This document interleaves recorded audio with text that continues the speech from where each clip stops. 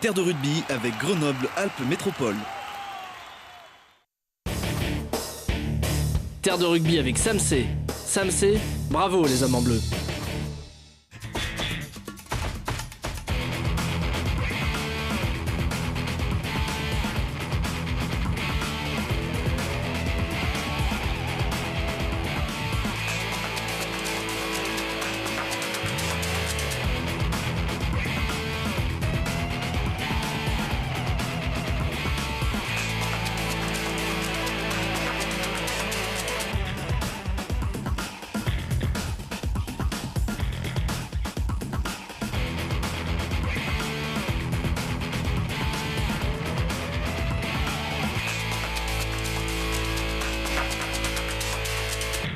Bienvenue à tous, ravi de vous retrouver pour un nouveau plateau de Terre de rugby, le mag dédié à tous les amoureux de l'Ovalie à Grenoble et un peu partout ailleurs, avec une équipe qui respire et qui pourrait bien nous réserver encore quelques surprises d'ici à la fin de la saison. Pour en parler, le joueur qui affole les paris, qui suscite toutes les convoitises mais qu'on garde jalousement pour nous, sauf quand il s'agit bien sûr de le laisser briller avec l'équipe de France. Kylian Gérassi, bonsoir. Bonsoir. Deuxième ligne qui a grandi en étant le fils de, eh bien c'est fini désormais Stéphane, c'est le père de Kylian. Stéphane Gérassi, bonsoir. Bonsoir. Donc ancien joueur sous l'ère du manoir notamment, et puis des mammouths. On a plein de choses à se dire sur le rugby d'avant, d'aujourd'hui, et même d'avant-hier d'ailleurs dans quelques instants. Merci beaucoup à tous les deux d'être ici, ça va ? Ouais, ça va super. Bon. Super, bonne nouvelle, avec quelqu'un de c'est déjà un habitué de ce plateau, contrairement à toi, Kylian. Donc, auteur et supporter du FCG, également professeur de sciences naturelles, mais ça, c'est une autre histoire encore qui va peut-être en être question dans cette émission. Frédéric Protin, bonsoir. Oui, bonsoir Lucille. Qui n'a rien raté de ce match. Alors, on va revenir tout de suite, d'ailleurs, sans tarder, sur la seule victoire à l'extérieur de la 27e journée. Elle est pour nous, chez un concurrent qui n'avait encore jamais perdu à domicile. Le FCG a pris la forteresse Boniface 19-13. C'est quand même une super nouvelle. Ça, contrairement à cette petite blessure qu'on voit ici, malheureusement, de Nigel Hunt, mais au demeurant, une super nouvelle.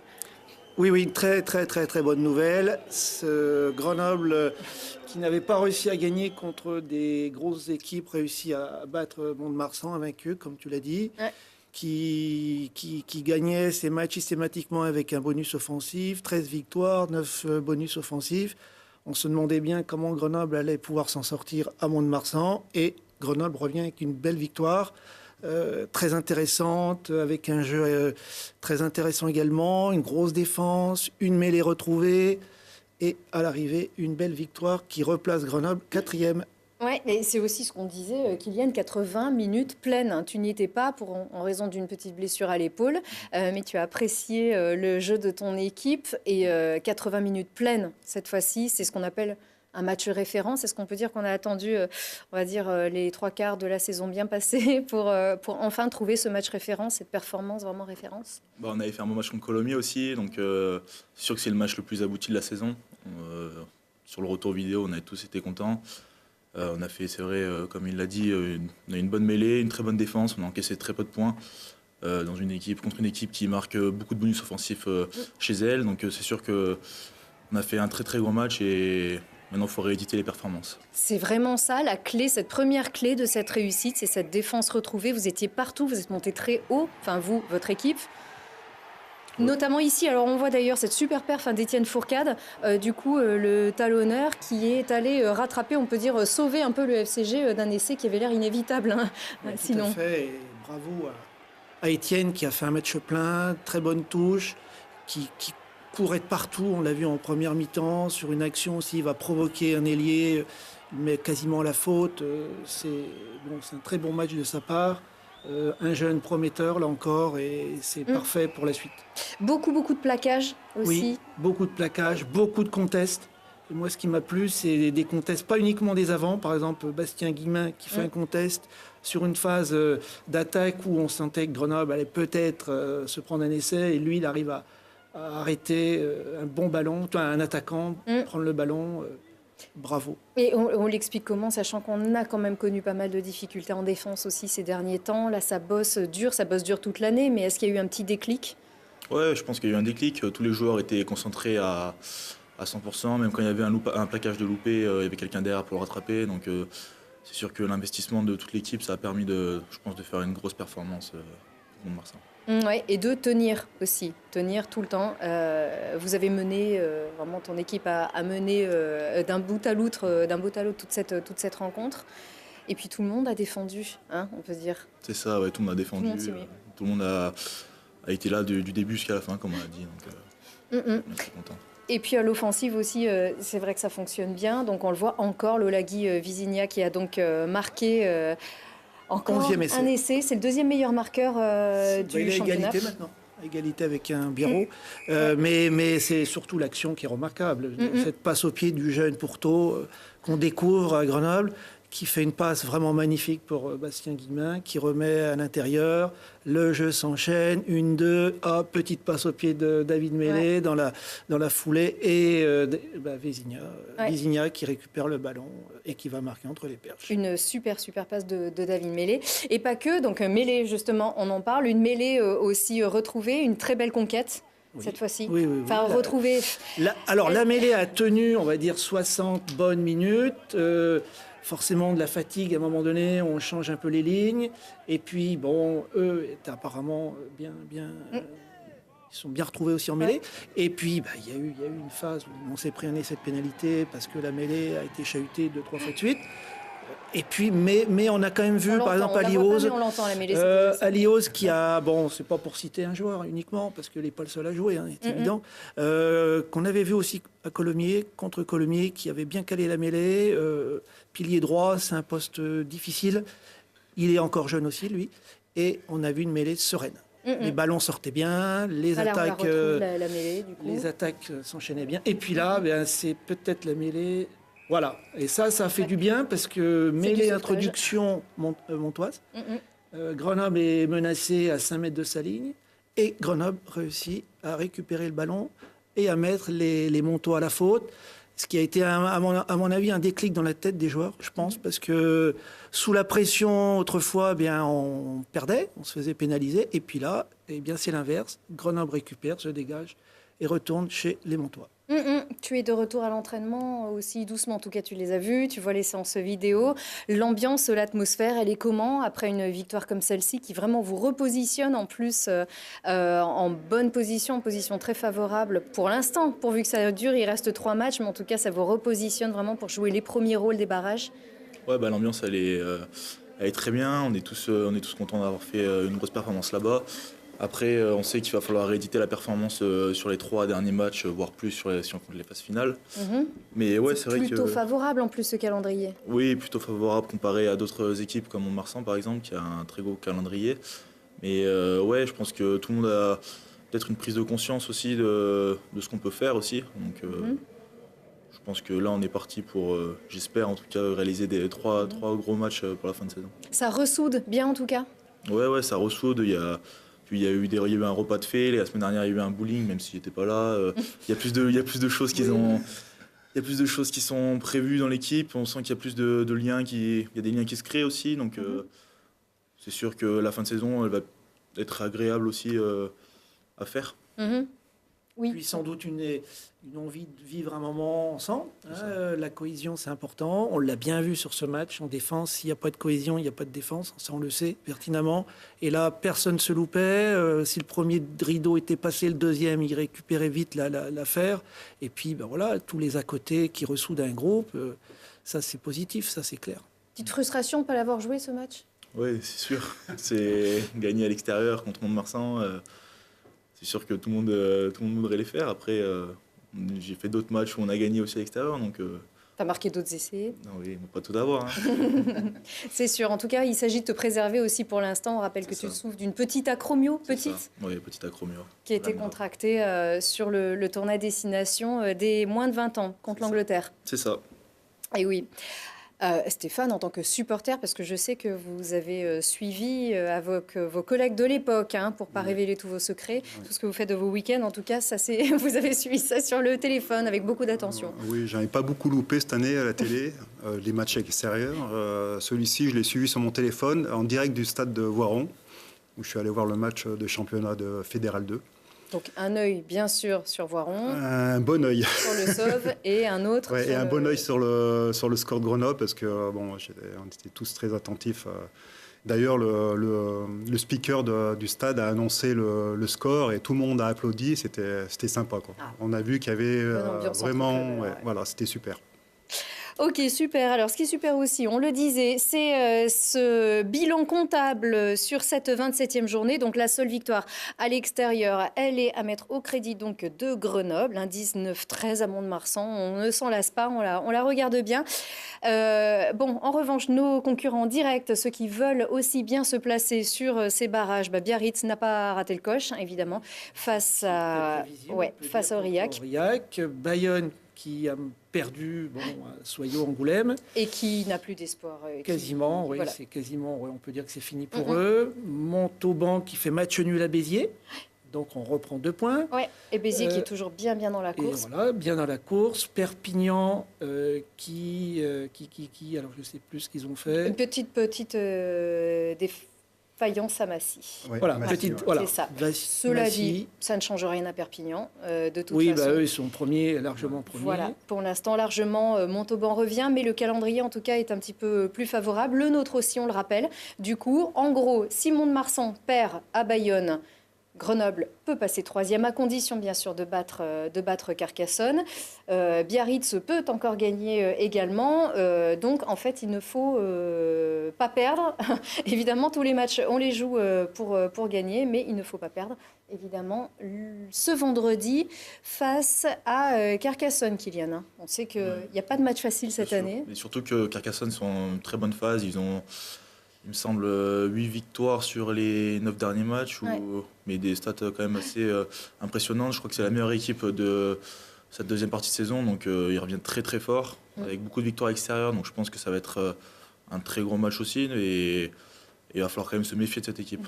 Ils sont tirés d'affaire après avoir été en grande difficulté. C'est ça, mais ils sont dans une très bonne dynamique, donc je pense que ça va être quand même assez compliqué contre cette équipe, et il ne va pas falloir les prendre à la légère non plus. C'est sûr. Cela dit, vous avez des armes, vous avez un moral aussi.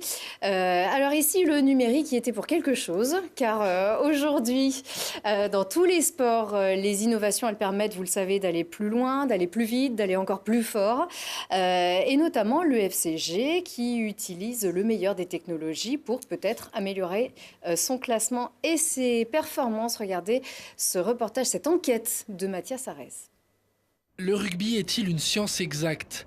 La technologie prend une part de plus en plus importante dans le sport ovale et le FCG Rugby n'y échappe pas. Pire, ne pas prendre ce virage numérique serait synonyme d'handicap par rapport aux autres. Tout le monde s'y met, chaque club prend les nouvelles innovations et les utilise au maximum. Donc si nous on ne s'y met pas, on va être rapidement distancé parce que c'est des choses qui au quotidien permettent de faire une vraie différence au niveau de la qualité du contenu de l'entraînement, quoi. Statistiques, données GPS et même bien-être des joueurs, rien n'est laissé au hasard par le staff des Rouges et Bleus. Chaque joueur le matin quand il se réveille, il reçoit une notification où il doit nous envoyer la qualité de son sommeil, ses douleurs musculaires du haut du corps, du bas du corps, son niveau d'énergie. Et ce qui nous permet de recevoir les informations en temps réel et nous de tout de suite préparer la journée et de s'adapter au mieux aux besoins du joueur. Si les petites mains du club y trouvent un certain confort de travail, c'est aussi vrai pour les joueurs. C'est pas quelque chose qui nous contraint, on s'en sert pour les prépas, pour les entraîneurs, pour nous. Et non, honnêtement, c'est bien. L'an dernier, on avait pas le même système, mais c'était des well-being tous les matins. Et là, cette année, c'est un peu plus poussé pour les muscles, le conditioning. Donc après, j'ai intensité, c'est bien. C'est ni les GPS ni ILG qui nous fait gratter les ballons le week-end, hein, mais c'est un confort et pour le staff aussi, ça permet d'organiser les semaines un peu plus facilement et donc du coup tout le monde y gagne. Un gain positif pour mettre les sportifs dans les meilleures conditions, mais aussi pour prévenir des bobos. On voit une vraie corrélation quand on dépasse un petit peu trop la charge qu'on avait prévue. Sur une semaine ça va, sur 2 semaines ça va. Nous on essaye entre le staff de nous dire bon là cette semaine on était bien, là on a dépassé. Et on sait que si on cumule un petit peu trop ce dépassement, et ben ça se traduit par des blessures et donc moins de joueurs disponibles dans l'effectif. Si l'efficacité de l'outil semble prouvée, de part et d'autre des utilisateurs, on conseille un panachage avec le rapport humain pour un résultat optimum. Si on se contente juste de se dire bon bah voilà, il a une note de 8 sur 10, ça veut dire qu'il est en super état de forme, ou il a une note de 2 sur 10, il n'est pas en forme, on le retire de l'entraînement. Là ça veut dire qu'on n'est plus dans le vrai, on est dans le faux. Si on leur dit qu'on est fatigué, on n'a pas besoin d'avoir une justification, d'avoir couru 10 km à l'entraînement pour que ça puisse être adapté. Donc ouais, ils jouent avec l'aspect très quantifié, très analyse, un peu scientifique, et puis le côté relationnel qui a toujours existé. À l'avenir, le sport évoluera peut-être vers toujours plus de technologie, mais pas de panique, il restera toujours le cœur pour jouer au rugby. Et ça, c'est le principal, c'est même l'ingrédient principal pour une belle performance et pour un bon match, le cœur. Oui, c'est sûr que ça ne change pas, ça. Ça aide, c'est un plus, comme vous l'avez dit dans le reportage, la technologie, mais le cœur, c'est l'aspect premier quand même. Ça commence par ça. C'est ça. Donc on fera le prochain reportage sur le cœur alors. On va faire ça. D'accord, Mathias, on est d'accord? Oui, c'est une bonne Merci. idée. Tu nous as rejoint du coup sur ce plateau.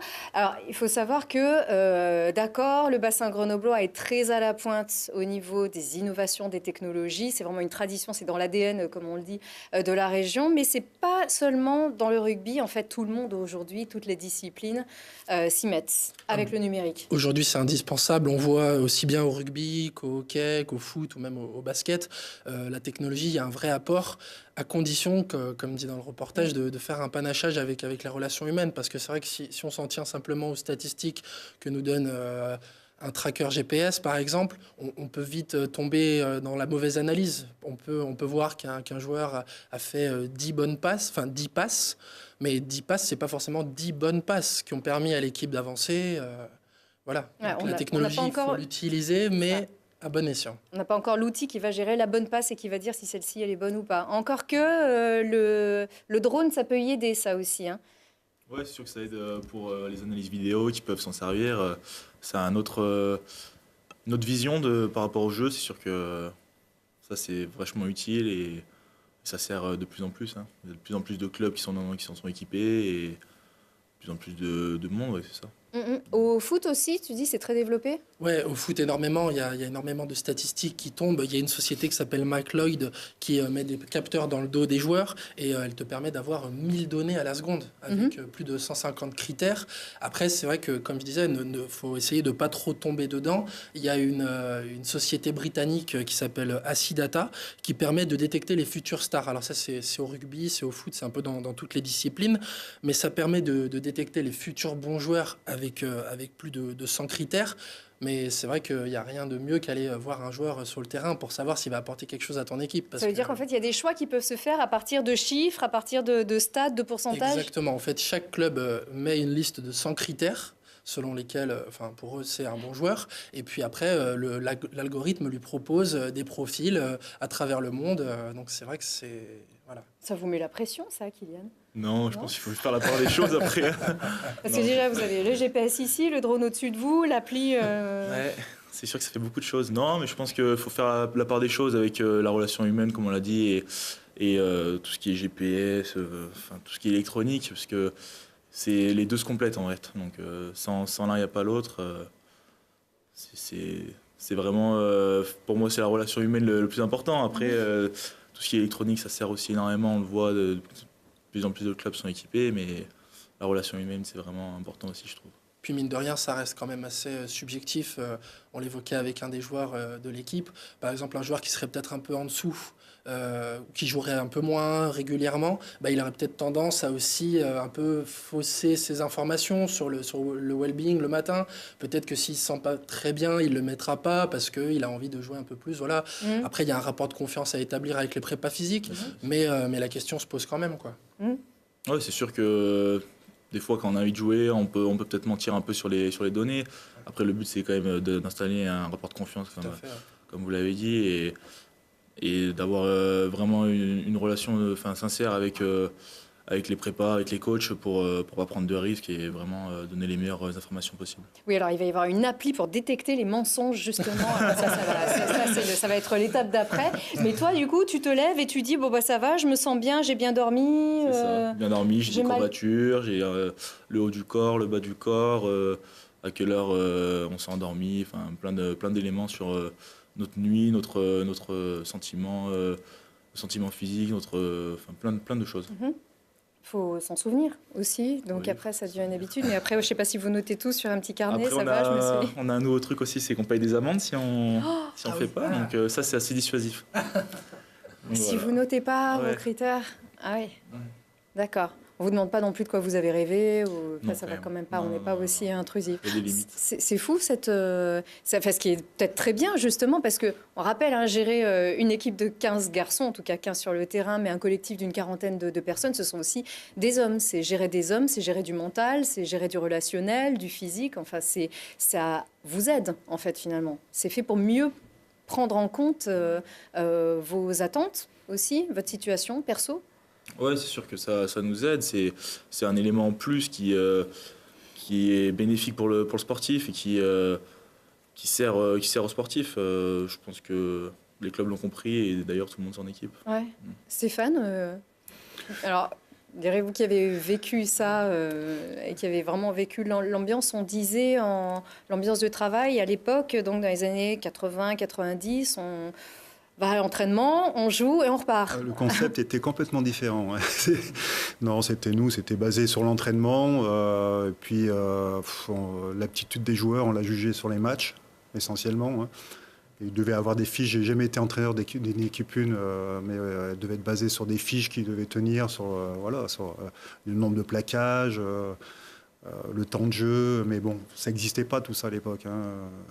On commençait à en parler. On commençait à en parler sur ma fin de carrière. On commençait à faire des tests avec des prises de sang pour les lactates.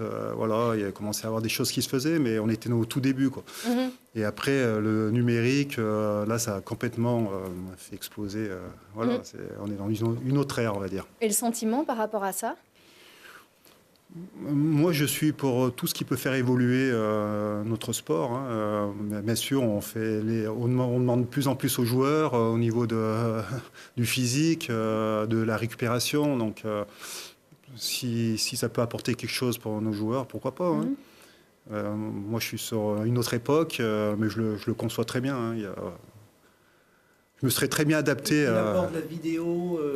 Parce que j'imagine vous avez des retours vidéo en continu. Est-ce qu'on mesure en rapport avec la vidéo l'aspect numérique? On confronte les deux. Est-ce que vous avez un retour des informations que vous avez envoyées? On a un retour. Par exemple, si on est fatigué, il nous enlève de l'entraînement, il nous diminue les charges de travail. Après, la vidéo, par rapport à la vidéo, on a toujours des vidéos. Sur les équipes adverses ou sur nos performances. Donc oui, c'est en lien, les deux. Ils arrivent à lier un peu les deux aspects. Et est-ce qu'on va assez loin, par exemple, du type prise de sang, régulière ou pas? Oui, on en a une tous les... Mais je crois que c'est obligatoire, ça, par la fédération. Oui, mais pour ça, c'est pour le contrôle du dopage, je pense. Mais est-ce qu'il y a aussi un contrôle? On parlait des lactates. Est-ce que l'acide lactique est mesuré après un entraînement? Non, moi je connais des équipes de France. On arrive le lundi matin, on a une petite piqûre et ils nous disent s'il y en a beaucoup de lactate dans le sang. Mais là c'est encore un peu plus approfondi et ça je crois qu'il n'y a pas encore à Grenoble. Alors à Grenoble, le FCG est très innovant et très précurseur de cette utilisation de l'outil numérique. Est-ce qu'en équipe de France, dans le staff de l'équipe de France, que tu as pu voir aussi à Marcoussis, est-ce que c'est aussi poussé que ça? Ouais, c'est aussi poussé que ça. C'est même encore un petit peu plus poussé. Il y a encore plus de choses, c'est pareil. Les deux, ça ressemble et c'est vrai que ça tend vers le même but, je pense. Et ça met une pression sur le joueur? Non. On n'est pas là à se dire il faut à tout prix que je fasse ça. Si on oublie, c'est pas non plus très très grave. Enfin, c'est pour nous, c'est pour que les joueurs progressent et l'équipe progresse dans un même temps. En fait, ça vous fixe aussi des objectifs de progrès. Vous êtes à un instant T à telle performance, Ouais, on suit vos il y a ça. entraînements, on Ouais. regarde si tel et tel élément clé pour vous C'est évolue ça. dans le bon sens ou pas. Et Ouais. puis si ça évolue dans le bon sens, eh bien c'est très bien. Mais bon, je pense que l'œil de l'entraîneur doit aussi Oui, oui, mais compter les deux, énormément. comme, parce comme on que- a dit, les deux vont ensemble. Hein. Oui, Il n'y a pas l'un sans l'autre. Ou... exactement. C'est ça, ouais. Puis une stat est une stat. Après, Oui, oui. C'est ce qu'on disait, c'est vrai Tout à fait. qu'on peut On passer est pas très peut-être cher. à trop se fier aux stats, aux chiffres. On peut peut-être passer à travers un potentiel, un tempérament. C'est sûr que l'œil de l'entraîneur, talent. il y a encore des entraîneurs, je pense qu'il y en aura toujours. Oui, hein. c'est Puis il se indispensable. déplace aussi quand même. Hein, on le Oui, disait, oui, c'est oui, le oui. recrutement se déplace à l'étranger notamment. Oui, oui, Toujours. ça reste toujours le facteur premier des recrutements, c'est les entraîneurs qui font quand même la plupart du boulot. Ça, c'est, comme on a dit, c'est un plus, c'est, on va dire, C'est un un outil, quart, ouais, un quart Oui, de la c'est un outil. performance. C'est un outil Mm, mm. voilà. Même pas. Donc on le rappelle, hein, c'est comment le joueur se sent, comment est-ce qu'il évolue sur le terrain, quelles sont aussi ses performances grâce à ces fameux GPS qui vous mesurent, la récupération. À l'époque, récupération, c'était une bière, hein, c'est ça. Le saut de glace, il était, le saut de Ça, glace, il c'était était sur la table. automatique. Puis après, on essayait le lundi de se faire une petite récupération active. C'était un footing. Donc ça, c'était individuel. Après, on a évolué sur quelque chose de collectif. Et après, j'ai quand même fini ma carrière sur 7 entraînements par semaine. Donc, Oui, oui, oui, on arrive dans les choses plus sérieuses, quoi. Mais voilà, oui, il y a eu une évolution certaine. Hein, Mathias, Moi, j'avais une petite ouais, question. je En t'écoute. termes de préparation aussi, à l'époque, est-ce qu'on faisait aussi de la vidéo? Parce que, Alors, j'imagine la qu'on- vidéo, on en a toujours fait, Ouais. effectivement. On a toujours analysé le jeu de l'adversaire. Quand il y avait des images, parce que tout n'était pas retransmis à l'époque, on n'avait pas les mêmes moyens. Hein. On n'a pas retrouvé grand-chose. Hein, Oui, d'ailleurs. voilà, On verra les effectivement, photos tout à l'heure, la vidéo, on essayait d'avoir un peu on va dire des espions, entre guillemets, qui allaient filmer sur les terrains de nos adversaires. Mais oui, on a toujours analysé la vidéo. Ça a toujours fait partie, surtout la défense. Voilà. Ça a toujours existé, ouais. Merci Mathias en tout cas pour ce dossier. On te garde avec nous si tu as des questions pour nos deux générations. Alors donc le plus grand des deux, encore que la différence n'est pas immense non plus, mais ce garçon oui. Donc combien tu mesures déjà Kylian 2 mètres, ça y est, c'est fini ou... Ouais. Tout rond, ouais. Très bien, donc ça fait un petit moment déjà qu'on te voit aujourd'hui t'entraîner avec cette équipe première, mais la raison de ta venue ici, outre le fait bien sûr de faire ta connaissance, c'est cette belle Marseillaise qui nous a tapé dans l'œil ici. Vraiment, vous chantez avec beaucoup de cœur. Lorsque vous êtes tous sélectionnés avec cette équipe de France, donc des moins de 20 ans, avec laquelle tu as été surclassé. Tu l'es toujours hein, d'ailleurs. Hein. Ouais, c'est sûr que de jouer pour son pays, c'est quand même quelque chose que tout le monde rêve, je pense. Enfin, j'espère. Et ouais, on essaye de donner le plus possible à chaque match et de se donner à fond. Ouais. C'est pour ça que je pense qu'on chante bien à la Marseillaise et qu'on est content d'être là. Puis ça vous soude un peu tous ensemble. Ça fait un petit moment aussi que vous vous connaissez puisque vous avez franchi petit à petit ensemble hein, toutes ces étapes. C'est ça. Ouais, avec les catégories d'âge, c'est vrai que ça nous met un peu dans les mêmes équipes à chaque fois. Donc c'est sûr qu'on se connaît bien, on a une super entente. On est vraiment tous potes, on a vraiment un bon groupe. Donc c'est sûr que c'est un plaisir d'aller là-bas à chaque fois. Et ça vous a souri pour les 6 nations alors cette année. C'est ça, oui, on a gagné. Donc, Et ouais. Pas de grand chelem en revanche, mais une belle victoire. Une belle victoire du tournoi, c'est ça. Voilà, donc on voit ici, hein, c'est Guy, c'est l'Écosse, hein, c'est ça, c'est l'équipe d'Écosse. Vous avez aussi gagné contre l'Irlande aussi, on va voir ça dans un instant. Tu as été titulaire hein, sur ces 2 matchs.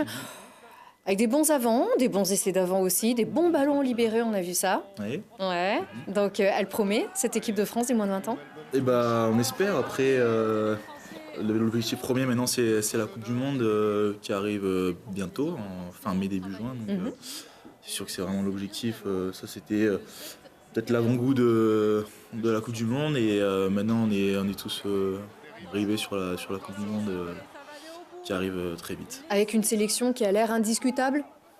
C'est jamais sûr. Jamais sûr. Ah mince, tu fais les gros yeux. Non. Voilà, il faut encore convaincre. C'est ça, on ne sait jamais ce qui peut arriver. T'es pas tout seul, on a aussi des Grenoblois Ça, dans cette équipe, Gervais notamment. Ouais. Antonin aussi. Antonin, Berruyer, alors Gervais qui a joué le dernier match. C'est ça, ouais. Ouais, contre le Pays de Galles. Titulaire, ouais. Exactement. Donc ça veut dire que ça promet, c'est une belle génération. Ouais, c'est bien aussi d'aller avec ses potes grenoblois en équipe de France. C'est sûr que ça fait toujours plaisir d'être accompagné par des gens qu'on côtoie toute la journée. Donc je pense qu'on est tous contents d'aller là-bas à chaque fois et on espère être pris tous les 3 pour la Coupe du Monde. Et de rater aussi les matchs avec son équipe. Ça fait partie du deal. Ça fait partie du deal, c'est ça. Ouais. Même si l'équipe en plus n'était pas vraiment au mieux. Ouais, bah du coup là ça nous a remis un bon coup de peps d'aller gagner à Mont-de-Marsan. Donc c'est cool. Donc toi tu t'es un peu blessé, tu as contracté une acromio du coup. C'est ça. Ouais. Une petite blessure. Ouais. En Angleterre. En France, mais contre l'Angleterre. Enfin, en France, pardon, en France contre l'Angleterre, sur ce fameux crunch, donc. C'est ça. Ouais. Mais encore 2 petites semaines, on va dire. Ouais, ça dépend de l'évolution de mon épaule. J'espère pouvoir postuler pour le match d'Aurillac dans 2 semaines. Donc, on verra comment évolue l'épaule. Faut bien te préserver pour cette fin de saison. C'est ça. Quand on retrouvera le soleil, comme c'était le cas ici quand on avait fait ces images-là. Ton objectif, en fait, quand tu y penses, c'est sûr qu'il y a aussi la carrière avec le maillot du Coq et puis ta carrière ici avec le FCG qui est en train de se dessiner. En plus, rien n'est fait ni d'un côté ni de l'autre. Mais il faut convaincre à la fois, c'est déjà fait quand même, mais il faut convaincre aussi le staff de son club et convaincre aussi pour la Coupe du Monde. Donc toi, où est-ce que tu te situes par rapport à ça ? Bah, je pense que le but, c'est de donner tout ce qu'on a à chaque fois, je pense qu'il n'y a jamais rien d'acquis. Donc, essayer de prouver à chaque match qu'on a qu'on a sa place dans l'équipe. Après, il y a toujours de la concurrence et c'est ça qui nous tire vers le haut. Et c'est pour ça qu'on essaye aussi de faire les meilleures performances possibles. Tu t'y plais dans cette équipe, hein ? Ouais, il y a un bon groupe, une belle équipe et je pense qu'on est tous contents de pouvoir jouer ici. Et de les retrouver cette année, puisque l'an dernier, tu étais à Marcoussis. Tu venais quand même de temps en temps. Ouais, pas beaucoup, ouais. Le week-end.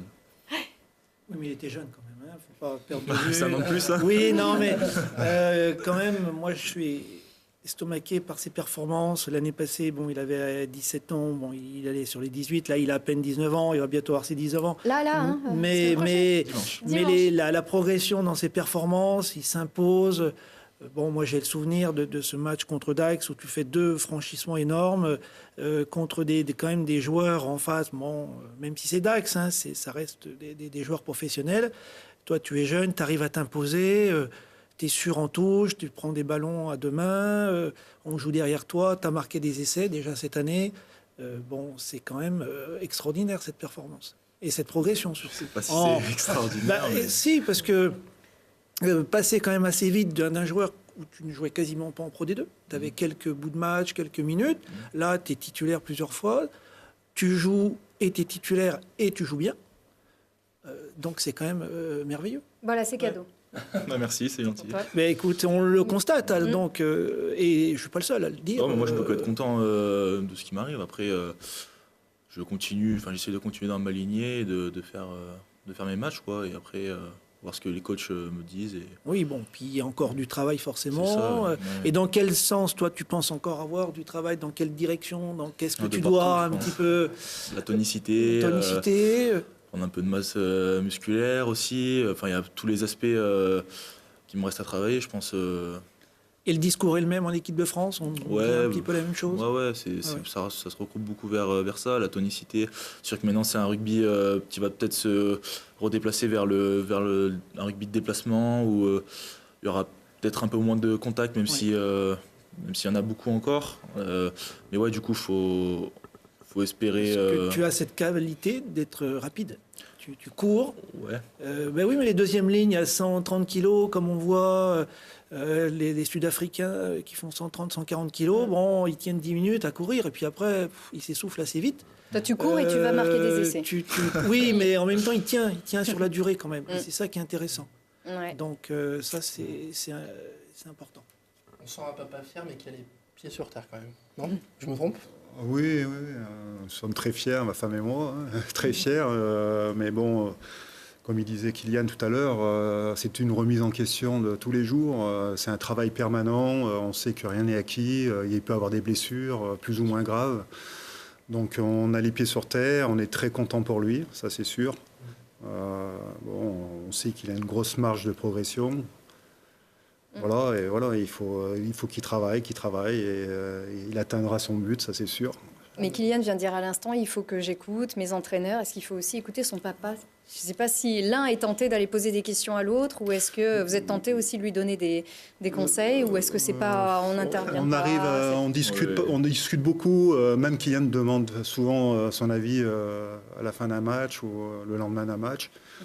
Mais je lâche de plus en plus, quoi. Je le laisse vraiment. Il a la tête sur les épaules. Il est très autonome.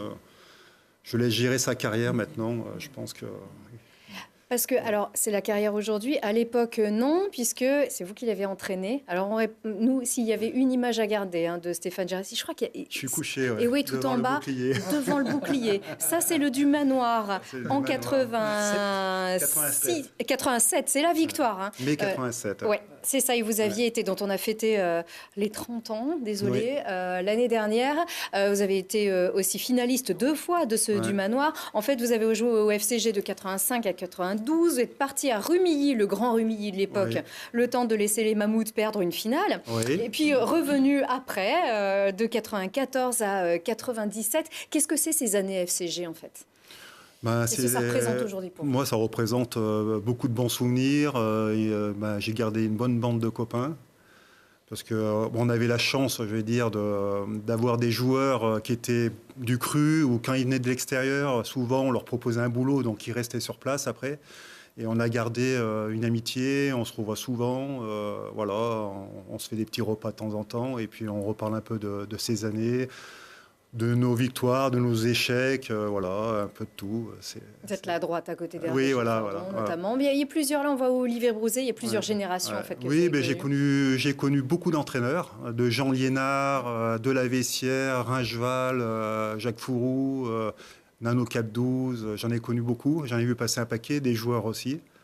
J'ai fait une bonne décennie au FCG, donc alors j'ai commencé 2e ligne et puis j'ai fini 3e ligne centre. Oui. Voilà, et puis en passant par 3e ligne L aussi. Voilà, 3e ligne L pour dépanner de temps en temps. La carrière est passée très vite. Il faut noir et blanc à la couleur. Voilà. Bon, on peut voir qu'on n'a pas les mêmes gabarits. On était plus longiligne et on faisait moins de musculation avant, c'est sûr. Parce que on avait quand même un boulot à côté, donc il fallait assumer ses 8 heures de boulot et puis aller s'entraîner le soir. Et voilà, donc c'était une autre... Et quel regard vous avez sur le rugby qui est pratiqué maintenant, votre fils qui le pratique, avec, on a dit tout à l'heure, le numérique, la vidéo, le professionnel dans toute sa grandeur. Et ce jeu, est-ce que pour vous, il est plus performant maintenant ou à votre époque? Alors, moi, je me suis toujours dit, j'aurais bien voulu jouer aujourd'hui. Oui. Parce que j'aurais bien voulu me consacrer à 100% sur le rugby, ce que j'ai jamais fait. Pouvoir me préparer de façon optimale pour avoir mes capacités à 100-120%. Et ça, je n'ai jamais eu l'occasion de le faire. Et le rugby d'aujourd'hui, il y a des choses qui me plaisent, d'autres moins. Parce que c'est quand même beaucoup cadré. Oui, c'est très cadré. On est beaucoup dans l'affrontement, des shots directs. Avant, on passait plus par un jeu d'évitement. On écartait les ballons, il y avait des espaces. Et puis le jeu non prévisible. Voilà, mais je pense que le rugby va à nouveau évoluer dans le bon sens. Là. Alors, on s'aperçoit quand même qu'il y a beaucoup de blessés. On essaye de faire évoluer les règles. Donc... je pense que ça va évoluer. C'est vraiment la passion du rugby dans les veines à ce point, ça allait rester. Et du coup, on se dit, est-ce que Kylian aurait pu faire autre chose, finalement? Non, faut qu'il... On préfère le voir dans le rugby. J'ai pas... T'as essayé d'autres choses, hein? Ouais, j'ai pas commencé par le rugby, j'ai fait du foot, boxe, natation, j'ai fait un peu de tout, donc... mon père n'a pas mis directement dedans en me disant tu vas faire du rugby. J'ai eu le choix de faire ce que je voulais, mais bon. Non, mais c'est bien. C'était l'ADN et ça n'a pas bougé. Ouais. Le rugby est venu à moi, où je suis allé vers le rugby, je sais pas. Et puis ça aide, finalement, ces conseils, vous avez été son entraîneur assez sain. Ouais. 4 ans, pendant 4 ans, je me suis passionné pour les jeunes joueurs. Et en plus, il y avait Kylian, donc c'était double passion pour moi. Ouais, mais pas de favoritisme.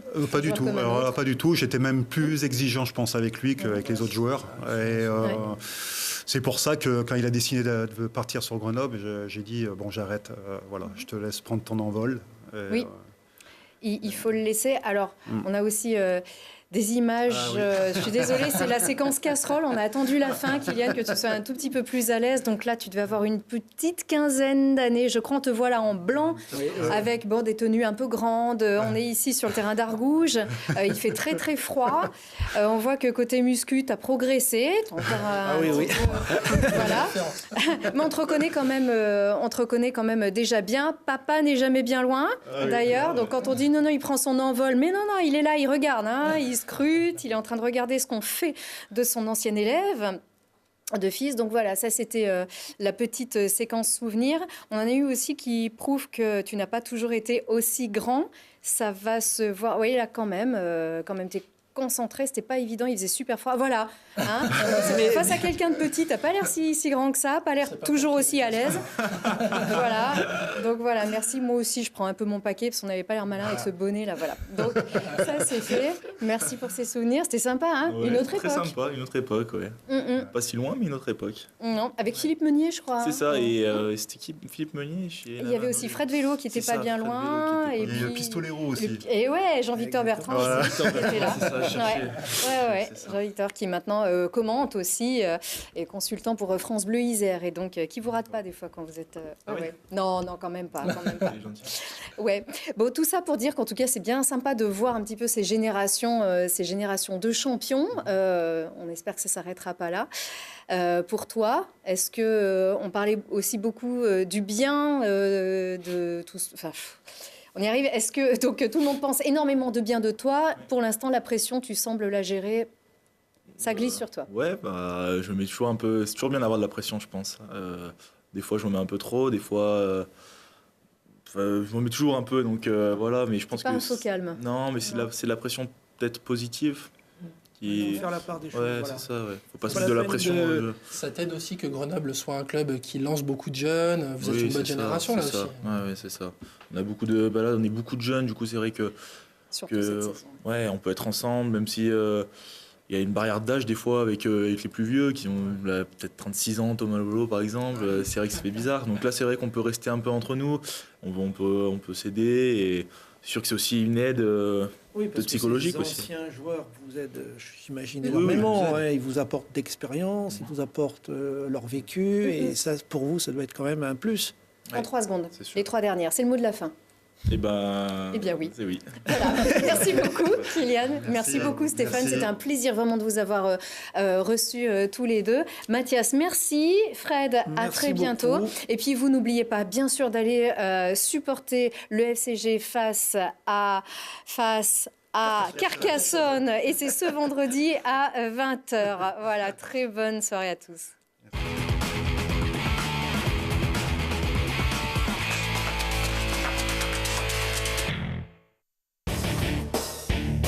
Terre de rugby avec Samsé. Samsé, bravo les hommes en bleu. C'était Terre de rugby avec Grenoble Alpes Métropole.